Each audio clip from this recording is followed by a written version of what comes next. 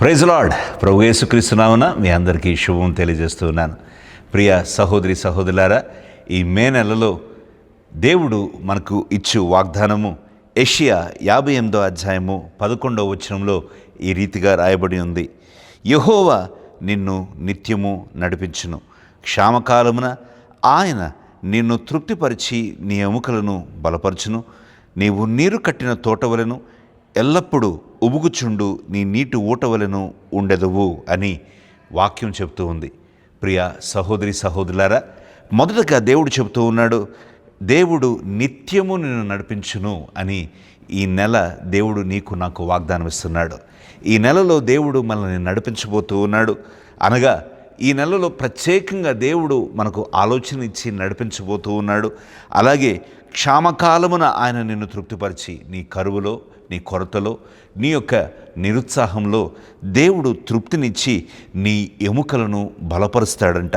అలాగే నీరు కట్టిన తోట వలె నీవు ఎప్పుడును చుండుదువు, నీటి ఓట వలె ఉండదువు అని అంటున్నాడు. భక్తుడు అంటున్నాడు కదా, నీటి ఓరన నాటబడిన చెట్టు వలె ఉందువు అని చెప్తూ ఉన్నాడు. ఆకు వాడక తన కాలమందు ఫలమిచ్చు చెట్టు వలె నువ్వు ఉంటావు అని భక్తుడు కీర్తనకారుడు చెప్తూ ఉన్నాడు. అదే ఇక్కడ యెషయా ప్రవచనాత్మకంగా చెబుతూ ఉన్నాడు. మనము దేవుడు ఇచ్చు సమృద్ధితో మనము ఆశీర్వదింపబడతాం. మనము నిత్యము నీటి ఊటను మనకులో దేవుడు ఉబికిస్తూ ఉంటాడు. ఎల్లప్పుడూ ఉబుకుచుండు నీటి ఊట వలె ఉండదువు అని అంటున్నాడు. నీటి ఊటను చూసారా, దాన్ని ఎంత బలవంతంగా నువ్వు ఆపినా అది ఆగదు, ఉబుకుతూనే ఉంటుంది. అది దాని సోర్స్ ఎక్కడో లోపల నుండి పైకి వస్తూ ఉంటుంది. దాన్ని ఆపటము ఎవరి తరము కాదు. దేవుడు ఆశీర్వదించాలనుకుంటే ఏ శత్రువు ఆ ఆశీర్వాదాన్ని ఆపలేడు. ఈ మే నెలలో దేవుడు ఇదిగో నిత్యము నీటి ఊటవలే మనము ఉబుకుతూ ఉందుముగాక, నీరు కట్టిన తోటవలే మనము పచ్చగా ఇదిగో ఫలము భరితముగా మనము ఉందుముగాక. అలాగే దేవుడు క్షామకాలమున మనల్ని తృప్తిపరిచి ఆయన మనల్ని నడిపించునుగాక.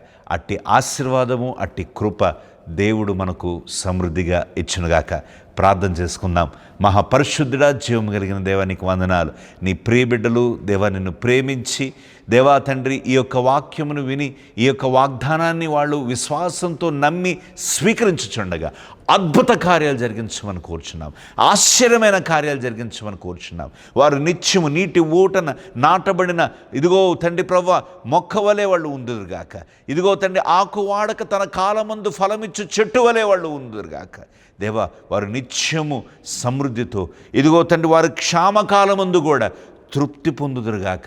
అటువంటి తృప్తి, అటువంటి కృప, అటువంటి సమృద్ధి నీ బిడ్డలైన వారందరికీ మాకు దయచేయమని, కృప చూపించమని యేసు నామమున అడిగి ప్రార్థిస్తున్నాము తండ్రి, ఆమెన్.